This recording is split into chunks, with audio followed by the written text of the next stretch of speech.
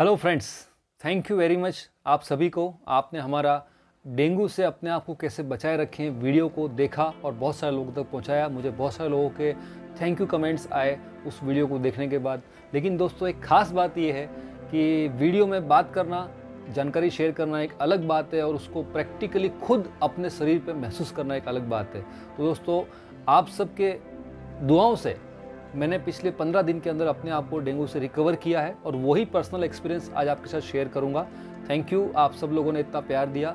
उसके साथ साथ एक बहुत बड़ी समस्या जो है आजकल बहुत सारे लोग फेस कर रहे हैं, जो कि पोस्ट वायरल आर्थराइटिस, यानी कि किसी भी तरह का डेंगू, चिकनगुनिया या इस तरह का कोई भी वायरल बुखार अगर हमें हुआ तो उसके बाद जो जॉइंट्स में अकड़न है, उसकी वजह से जो तकलीफ महसूस कर रहे हैं, उससे कैसे अपने आप को बचाएंगे या कैसे उससे अपने आप को उबार के बाहर लेके आएंगे, उसके बारे में हम आज इस वीडियो में आपको बात करेंगे। कि अगर आप अभी डेंगू से रिकवर कर रहे हैं या आपको डेंगू इन्फेक्शन पॉजिटिव आया है या चिकनगुनिया इन्फेक्शन पॉजिटिव आया है या किसी और तरह का वायरल इन्फेक्शन आपको है जो रिपोर्ट्स में नहीं आ रहा है, लेकिन अगर आपको ऐसा लगता है कि मुझे बुखार बहुत ज़्यादा हो रहा है, प्लेटलेट्स डाउन हो रहे हैं और मेरे जॉइंट्स में प्रॉब्लम हो रही है, सूजन आ रही है, तो वायरल इन्फेक्शन जो अभी चल रहा है, तो उससे बचने का सबसे अच्छा तरीका ये दोस्तों कि सबसे पहले तो अपने घर के अंदर, जैसा हमने उस वीडियो में बताया था, कि माहौल को ऐसा बनाएं कि मच्छर ना रहें या आपको मच्छर से कोई तकलीफ ना हो। फिर भी अगर आपको हो गया है तो हाइड्रेशन इज़ द की। जो मेरा पर्सनल एक्सपीरियंस है, मुझे ऐसा लगता है कि जितना ज़्यादा आप पानी पिएंगे, जितना ज़्यादा लिक्विड डाइट लेंगे और जितना ज़्यादा अपने आप को रेस्ट देंगे अपनी बॉडी को, उतना जल्दी आप रिकवर करेंगे। एक सिचुएशन ये आती है कि जो डॉक्टर हमें सजेस्ट करते हैं कि आप बहुत ज़्यादा पानी पीजिए, बहुत ज़्यादा ORS का सेवन कीजिए, बहुत ज़्यादा लिक्विड डाइट लीजिए। प्रैक्टिकली हम लोग जब फीवर बुखार में होते हैं तो इतना सारा हम कर नहीं पाते। ना तो हमें वो खाना अच्छा लगता है, ना हमें वो पीना अच्छा लगता है, ना हमारे मुंह में वो टेस्ट ऐसा होता है कि हम लोग उसको बहुत शौक से या अच्छे से खा सकते हैं। तो ऐसे में दोस्तों, कई बार सिचुएशन ऐसी आती है कि हमें IV ड्रिप्स का सहारा लेना पड़ता है। तो डॉक्टर की सलाह से आप IV ड्रिप्स भी ले सकते हैं। उसकी वजह से आपकी जो हाइड्रेशन की रिक्वायरमेंट है वो जल्दी जल्दी पूरी हो जाती है। लेकिन एक बात कहना चाहूँगा, तो फ्रेंड्स, सबसे पहले हमें समझना है, बिना डॉक्टर के एडवाइस के कोई भी मेडिकल ट्रीटमेंट आप नहीं लीजिएगा। वही ट्रीटमेंट लीजिएगा जो आपके डॉक्टर आपको एडवाइस करते हैं या कोई क्वालिफाइड हेल्थ पर्सनल है जो वो आपको एडवाइस कर रहे हैं। जब एक बार आप उस वायरल फीवर के अटैक से बाहर आ जाते हैं, जब आपकी बॉडी अपने आप को रिकवर कर लेती है, आपको लगता है कि मैं अब बैक टू नॉर्मल आ रहा हूँ, तब एक नई समस्या आती है इस तकलीफ़ के अंदर, और वो ये है कि हमारे जॉइंट्स के अंदर सूजन और अकड़न हो जाती है। हमको चलने फिरने में तकलीफ़ महसूस होती है। हमारी बॉडी के अंदर एक अंदरूनी फीवर, हमें अंदर से गर्माहट परमानेंट फील रहती है, उसकी वजह से हम काफ़ी वीक महसूस करते हैं। दोस्तों, इन सिम्टम्स को कहते हैं पोस्ट वायरल आर्थराइटिस। ये नॉर्मल आर्थराइटिस जो होता है हमारा, रूमेटॉइड आर्थराइटिस और ऑस्टियो आर्थराइटिस, उससे डिफरेंट आर्थराइटिस है।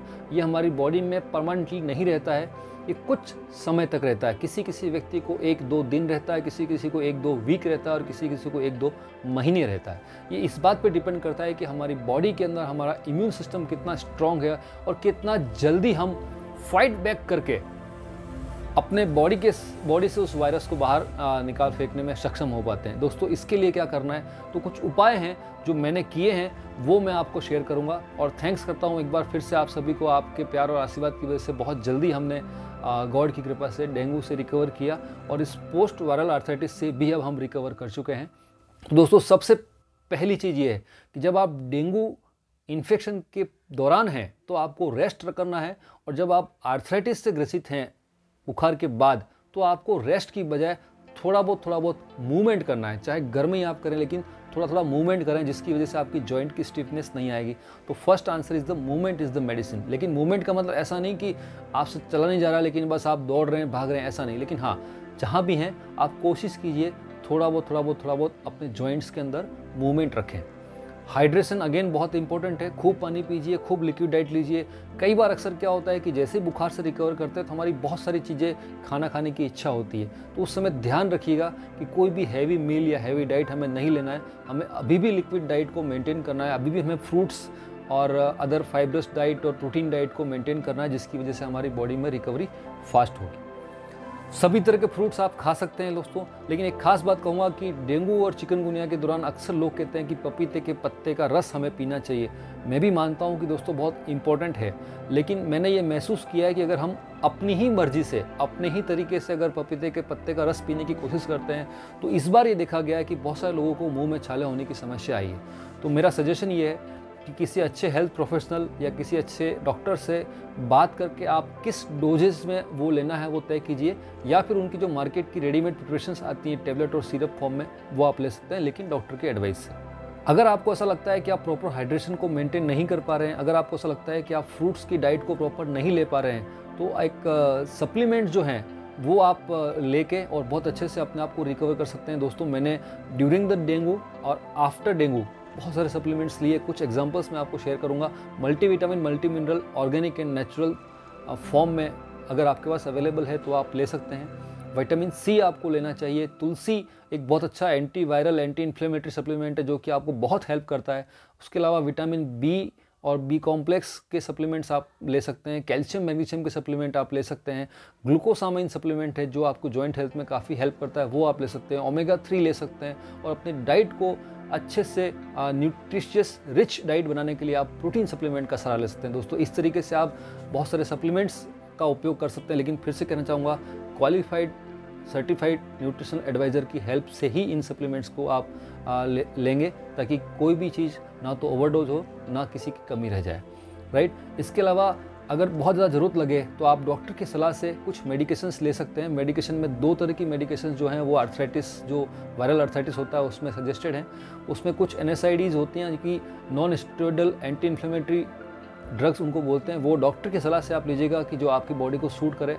कई बार क्या होता है, मैंने देखा है, मैं खुद फार्मासिस्ट हूँ, लोग आते हैं हमारे पास, किसी और व्यक्ति को ठीक हो गया तो उसको जो डॉक्टर ने लिखा वही दवाई हम भी ले रहे हैं। लेकिन आपको जान के आश्चर्य होगा दोस्तों कि कुछ स्टेरॉइड्स ऐसे होते हैं जो हो सकता है कि किसी एक व्यक्ति को सूट कर रहा है लेकिन किसी दूसरे को सूट नहीं करेंगे। तो मेरा सजेशन है कि बिना डॉक्टर के एडवाइस की कोई भी मेडिसिन मत लीजिएगा। और फिजिकल थेरेपी भी आपको इसमें काफ़ी सपोर्ट कर सकती है। आप घर पे अपने किसी जो फैमिली मेम्बर है उनकी हेल्प से आप जहाँ जॉइंट में अकड़न है वहाँ पे हल्की सी थेरेपी आप ले सकते हैं, सेक कर सकते हैं, आइसिंग कर सकते हैं। इस टाइप से जो भी घरेलू उपचार है वो आप कर सकते हैं।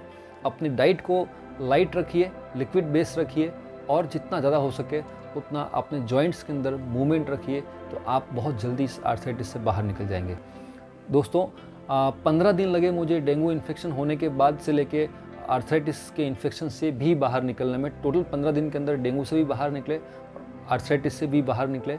यही सब काम जो मैंने किया वही मैंने आपको आज बताया। अगर आपको अच्छा लगा हो तो ये जानकारी आप खुद अपने लिए इस्तेमाल कर सकते हैं, अपने परिवार में, अपने दोस्तों में शेयर कर सकते हैं।